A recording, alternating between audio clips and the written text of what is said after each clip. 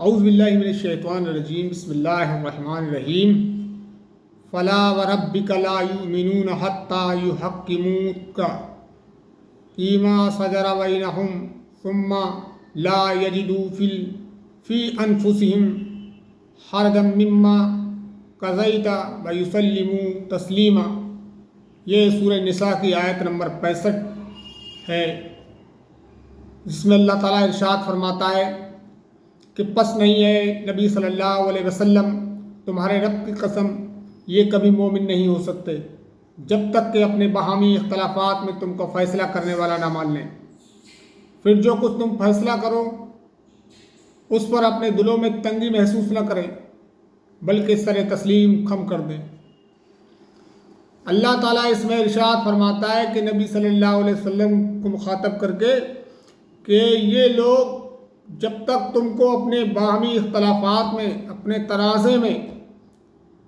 تم کو اگر فیصلہ کرنے والا نہ مان لیں اور دل سے تسلیم نہ کر دیں تو یہ یقیناً مومن نہیں ہے۔ اب سوال یہ پیدا ہوتا ہے کہ نبی صلی اللہ علیہ وسلم کے زمانے میں تو نبی صلی اللہ علیہ وسلم موجود تھے، تو لوگ آپ صلی اللہ علیہ وسلم سے فیصلہ بھی کرا لیتے تھے، آپ صلی اللہ علیہ وسلم کے پاس جا کر اپنے مقدمات بھی پیش کر دیتے تھے اور نبی صلی اللہ علیہ وسلم اس میں فیصلہ بھی سناتے تھے۔ بعض اہل کفر تھے، وہ ان فیصلوں کو نہیں تسلیم کرتے تھے، نہ نبی صلی اللہ علیہ وسلم فیصلہ کرانا چاہتے تھے، لیکن ایمان والا تو محمد صلی اللہ علیہ وسلم کے پاس ہی فیصلہ کرانے جاتا تھا۔ اب یہ سوال پیدا ہوتا ہے کہ یہ قرآن مجید تو رہتی دنیا تک کے انسانوں کے لیے ہے، اب یہ حکم تو نبی صلی اللہ علیہ وسلم کو مخاطب کر رہا ہے، تو نبی صلی اللہ علیہ وسلم تو آج اس دنیا میں بنفس نفیس تو موجود نہیں ہیں، لیکن تو ہم کیسے ان کے پاس اپنے فیصلے کرانے جائیں یا کیسے ان کو اپنے آپسی اختلافات میں فیصلہ کرنے والا بنا لیں؟ تو اس کا جواب یہ ہے کہ نبی اکرم صلی اللہ علیہ وسلم بنفس نفیس تو یہاں موجود نہیں ہیں، لیکن غور کریں تو نبی صلی اللہ علیہ وسلم ہمارے درمیان آج بھی موجود ہیں۔ کیسے موجود ہیں؟ اپنی تعلیمات کے ذریعے موجود ہیں۔ آپ صلی اللہ علیہ وسلم کی زندگی کا ایک ایک لمحہ کتابوں میں درج ہے، آپ صلی اللہ علیہ وسلم کی ایک ایک تعلیمات کتابوں میں درج ہے،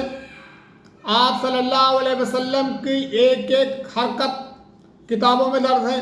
آپ صلی اللہ علیہ وسلم نے کس طریقے سے کس معاملہ میں فیصلہ سنانا ہے یہ تعلیمات فرما دیا ہے۔ اور پھر اللہ کے رسول صلی اللہ علیہ وسلم پر نازل ہونے والی کتاب قرآن مجید موجود ہے، کوئی بھی معاملہ ہو قرآن مجید کی روشنی میں فیصلہ کرو، اور نبی صلی اللہ علیہ وسلم کی احادیث، آپ کی سیرت مبارکہ، آپ کی زندگی کے ایک ایک پہلو